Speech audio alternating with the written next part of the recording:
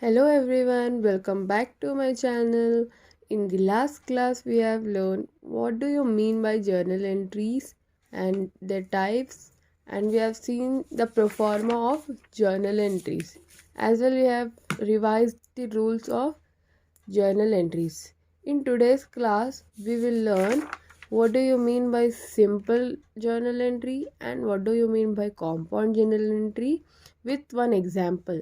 Okay, let's move on. Generally, what do you mean by a simple journal entry? Journal entries, we have already learned. What do you mean by journal entry? Journal entry means recording day-to-day transactions in the books of accounting. Okay. Now, what do you mean by simple journal entry? A simple journal entry consists of only one debit and only one credit. Okay. It doesn't have more entries. Only one debit and one credit it will have. Okay, it will not have more than two accounts. It doesn't have more than two accounts. Okay, so it is called as simple entry. Simple entry in the sense it will contain only one debit and one credit. Okay, in the books of double entry. Come on, let's see an example here. I have wrote 5 entries that is of simple entries. So I will show how to pass these entries. First of all, we will draw the proforma for journal entries.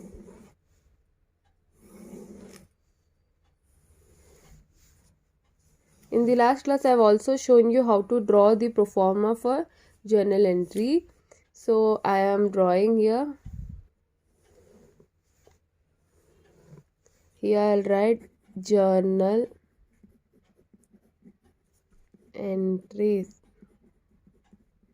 Okay, in the books of so and so you can write date, particulars, LF, debit and credit. Okay, so now first entry is invested rupees 10,000 in cash. So first of all, what did I said? You keep aside the uh, rules of journal entries. So I am keeping aside here. First, what are the two items you have seen in this? Invested cash in business. First of all, investment is nothing but capital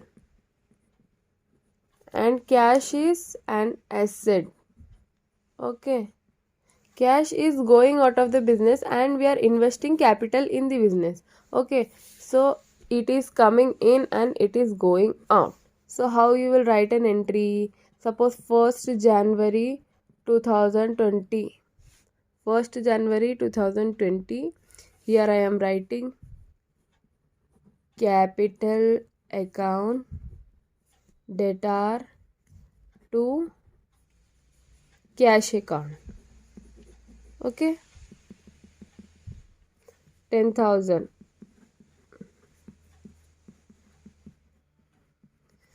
In the narration I am writing being capital invested in the business. Okay, here I am finishing my transaction. So it is very simple. First we need to see the two accounts which are affecting in these entries. Okay, next what will happen? So we need to see in which account it is falling, that is personal, nominal or real. Depending upon that we will write the entry. Okay, now 2nd January 2020, purchased goods for cash. So what are the two accounts affecting here? Purchases is an expenses. So purchases is an expenses which comes under nominal account, and cash is an asset which comes under real account. So what does expenses said? It comes in debit.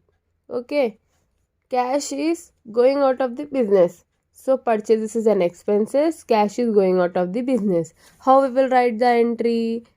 Purchases account debit to cash. Okay, for 2000 rupees. Here in debit and here in credit. Okay, being purchased goods.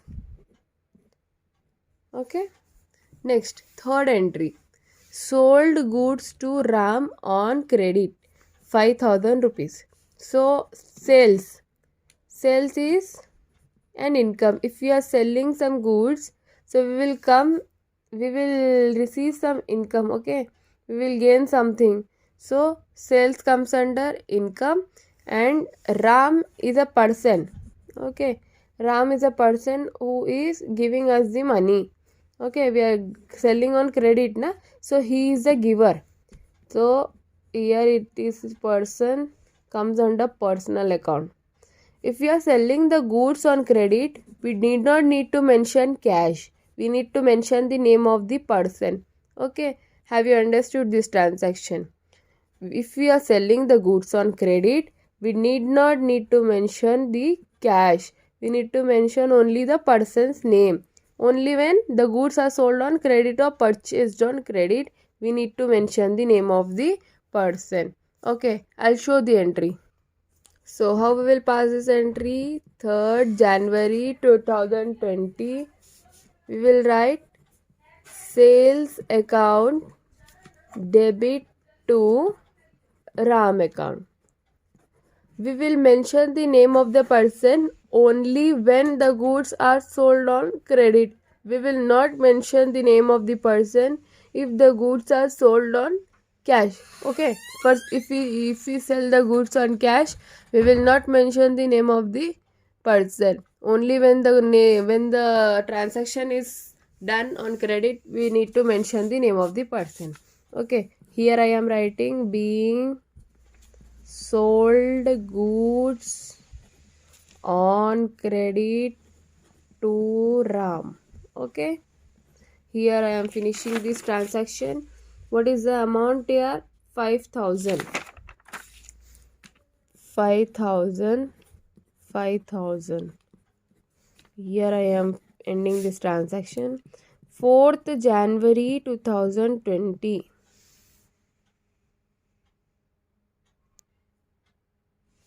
4th January 2020, paid rupees 3500 for advertising. So advertising is an expenses which comes under nominal account. Okay, and what we are paying? Cash. Okay, cash in the sense it is an asset which is going out of the business. So advertising is debiting and cash is crediting. So how we will write it? Advertising account debit to cash account, being expenses paid. Okay, advertising expenses paid. What is the amount? 3500 is the amount.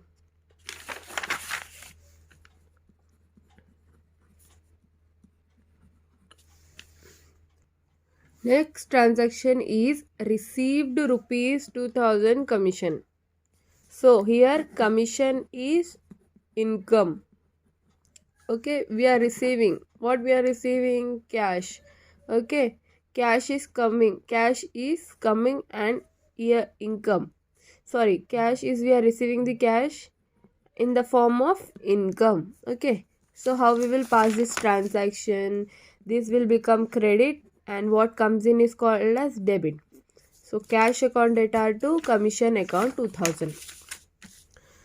5th January 2020, cash account data to commission account.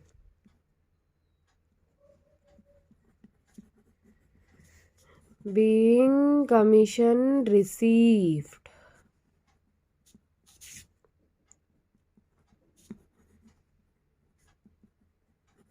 Okay, 2000.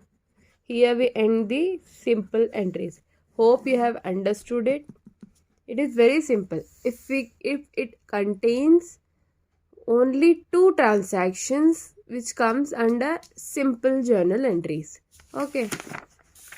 In the next class, I will explain you what do you mean by a compound journal entries.